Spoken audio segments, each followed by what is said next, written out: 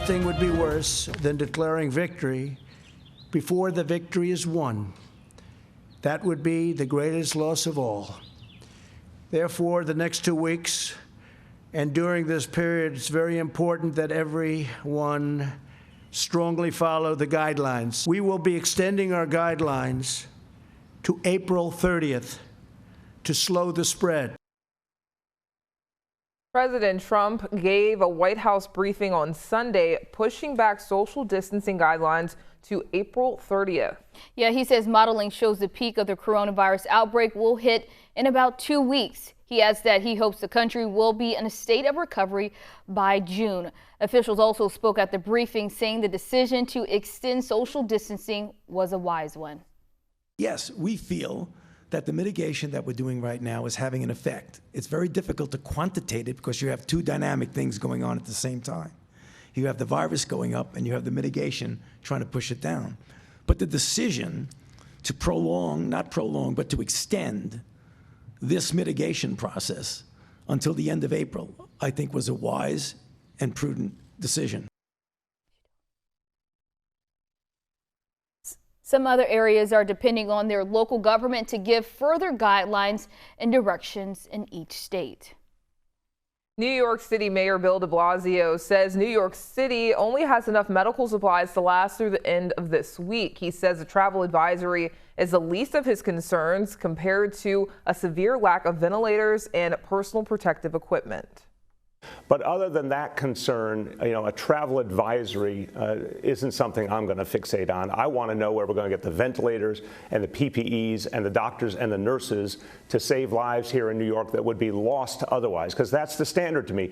Are we going to be able to save every life we can, or do we risk that possibility? And I'm saying in a week or two, do we risk that possibility of losing lives that could have been saved if the equipment and the supplies and the personnel were there when we needed them?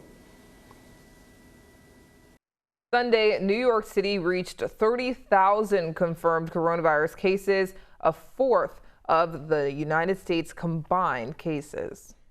Chicago is bracing for an onslaught of COVID-19 patients, and just like in New York City, the city is converting a convention center into a makeshift hospital. The Army Corps of Engineers plans to make 500 beds available inside the McCormick Place Convention Center this week. When complete, officials say McCormick Place will house 3,000 COVID-19 patients. Still, city officials are urging people to stay at home after announcing hundreds of new cases in nursing homes and correctional facilities. There are many who are ill with only mild, minimal symptoms who still may be unknowingly transmitting this virus to some of our most vulnerable populations. These settings already face additional challenges when it comes to the spread of an infectious disease. They incorporate many components into a single physical location, including housing, food service, healthcare, and workplace. Illinois now has more than 4,500 confirmed cases and 65 deaths, with 18 new deaths announced this weekend. The coronavirus death toll in Italy officially passes 10,000. The highest in the world. An Italian priest was seen walking down church aisles yesterday, blessing rows and rows of victims in coffins. Ben Weidman in Rome explaining that dozens of those reported deaths are doctors. Coffins, one next to another, next to another, next to another, lined up in a church in northern Italy, the epicenter of this country's coronavirus outbreak. Social distancing means family and friends can't say their final farewells. The sick were all alone as they lay dying. They were people, says Father Mario Carminati, who died without anyone to hear or see them, without the possibility to talk to their loved ones, with no one to comfort them. The increase in new cases has of late shown signs of beginning to slow down. But now COVID-19 has killed more people in Italy than anywhere else on Earth. The public health system, one of Europe's best, has been pushed to the limits. The disease has killed more than 50 medical personnel, More than 7,000 have fallen ill. Italy has been under lockdown for almost 3 weeks. Severe measures may be starting to bear fruit, says Dr. Moreno Tresoldi. We should see less people arriving in the emergency ward, he says, and we will be able to better look after patients. Even if the numbers are starting to level out, the damage coronavirus has done to this country is breathtaking. Friday evening, the 24-hour death toll was 969. Saturday evening, the authorities reported another 889 people had died. If there's light at the end of this tunnel, it is at best a faint glimmer. Ben Wiedemann, CNN, Rome. Pope Francis is asking the community to come together during this pandemic. The Pope also calling for world leaders to be, quote, sensitive to overcrowded jail populations where the coronavirus can run rampant.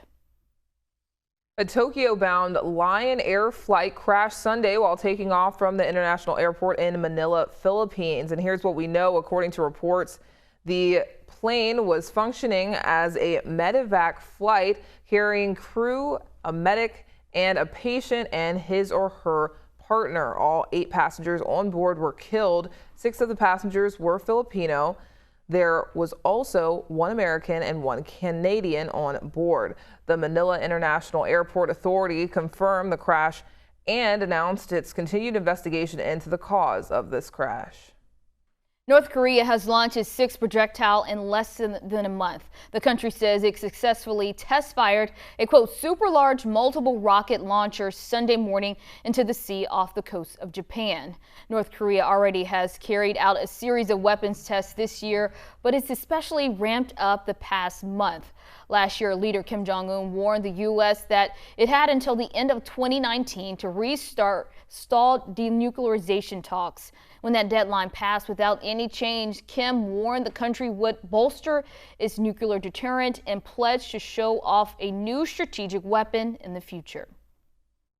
Traffic cameras in Jonesboro, Arkansas caught a tornado passing through the area over the weekend. You can see the tornado passing through with a little lightning. The governor said on Twitter damage was left in the twister's wake, but no one appears injured. The National Weather Service said Saturday was a dangerous day for storms in the Midwest.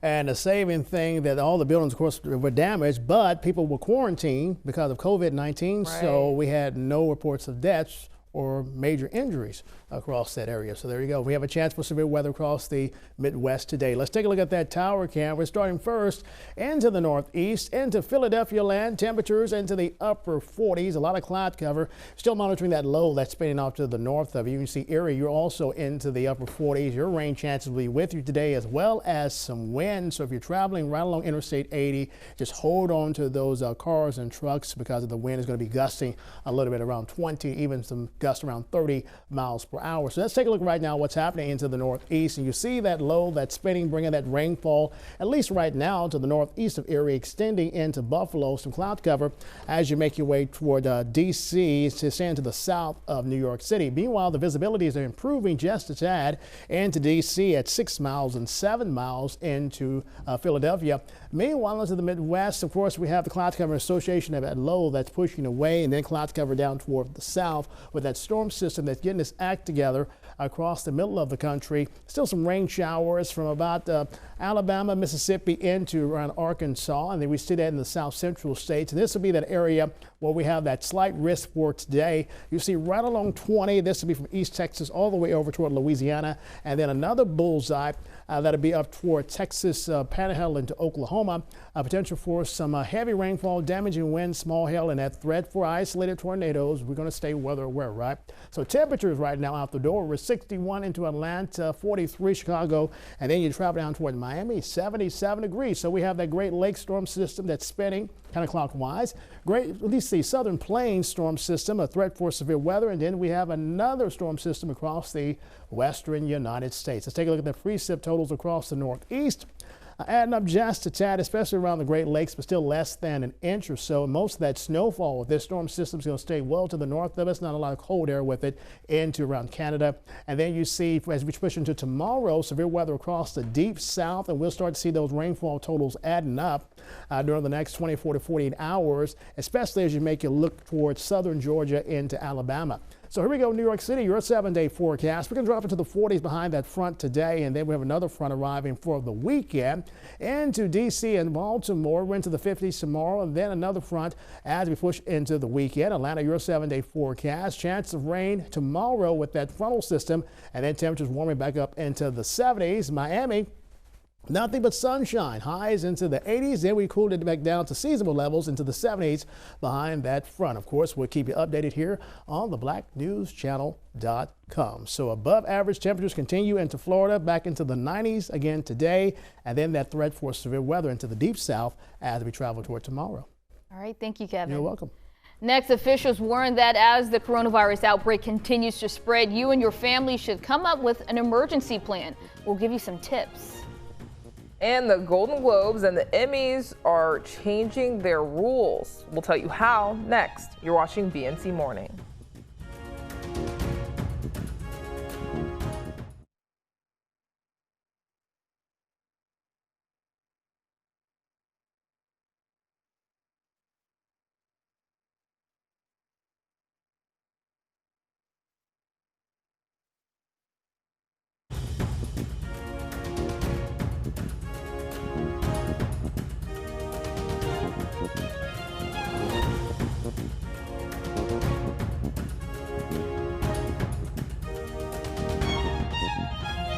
As COVID-19 continues to spread across the U.S., it's important to have a plan. You and your family should discuss what happens in case of an emergency. Mandy Gaither explains how.